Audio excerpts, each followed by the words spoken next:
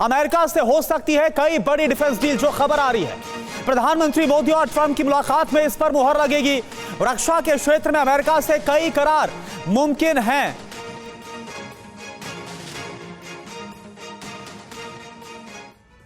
तो रक्षा क्षेत्र के लिए मील का पत्थर साबित हो सकता है प्रधानमंत्री मोदी का ये दौरा। अब आपको बताते हैं वो ऐसे कौन से हथियार या वेपन्स हैं। F-21 Boeing FA-18 super hornet विमान, F-15EX ईगल विमान, देखिए इस पर नजर है, ये लड़ाकू विमान है, और MH-60R सी हॉक हेलीकॉप्टर, $2.8 बिलियन की ये डील है।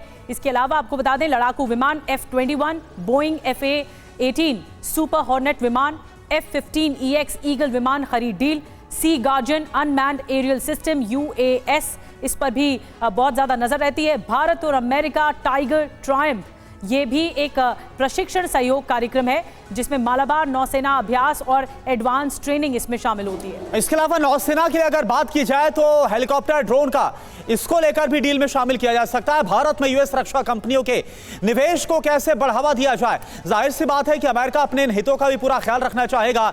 इंडस्ट्रियल सिक्योरिटी एग्रीमेंट ISA के तहत तकनीक को कैसे साझा किया जाएगा, तो ये डिफेंस को लेकर डील है वो संभव है। महेश सचदेवा सर हमारे साथ है, पूर्व डिप्लोमेट। महेश सचदेवा सर, एक बात बहुत ही व्यवहारिक, बहुत प्रैक्टिकल मैं आपसे करना चाहूंगा, क्योंकि अगर अमेरिका की बात करें और अमेरिका में जब जिक्र होता है डोनाल्ड ट्रंप का, तो वो सर्वोपरि रखते हैं जो हित अमेरिका के लिए होते हैं। ऐसे में अलग अलग मुद्दों का जिक्र कर रहे हैं हम, इसमें रक्षा सहयोग का भी जिक्र कर रहे हैं, और अमेरिका चाहेगा जो उसके हित में होगा उस पर बात बन जाए। लेकिन भारत कैसे इसे अपने हिसाब से बोल करता है, भारत कैसे इसका फायदा लेता है, वो भी एक बहुत बड़ी चुनौती होने वाली इस वार्ता में।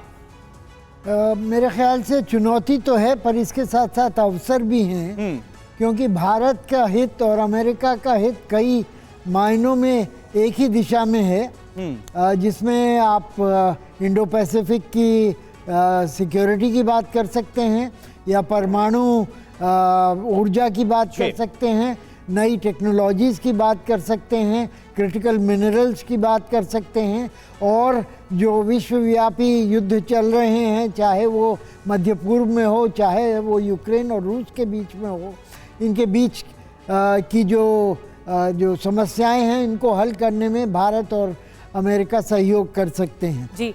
और मैं ये भी कहना चाहूँगा कि अमेरिका की नज़र भारत पर इसलिए एक व्यापार की मंडी की तरह से है, लेकिन भारत की जो अपेक्षा है वो ये कि जैसा आप कह चुके हैं कि निवेश भारत में हो और भारत में ही उत्पाद किया जाए।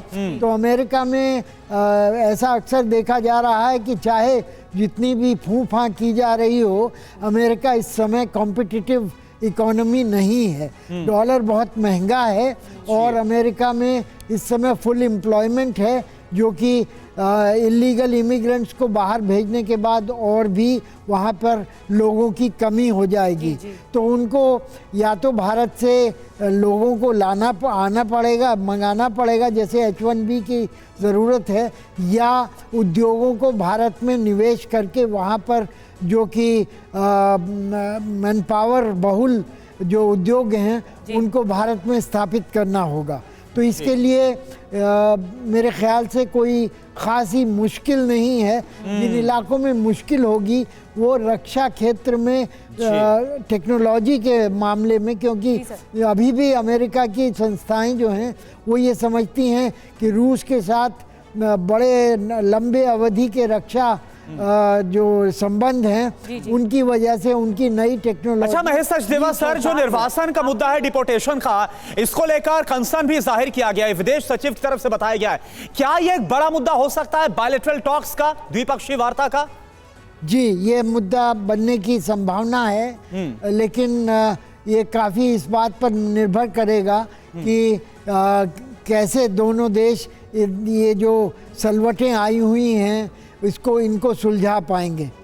बिल्कुल महेश, बड़ी बात आपने बताई। प्राइवेटली सुलझा लेंगे तो और अच्छा है, नहीं तो पब्लिक डिप्लोमेसी में ये इसका फायदा नहीं है, उल्टा अतिरंजित वक्तव्यों से दबाव ही डालेगा। ये आप बहुत बड़ी बात कह रहे हैं।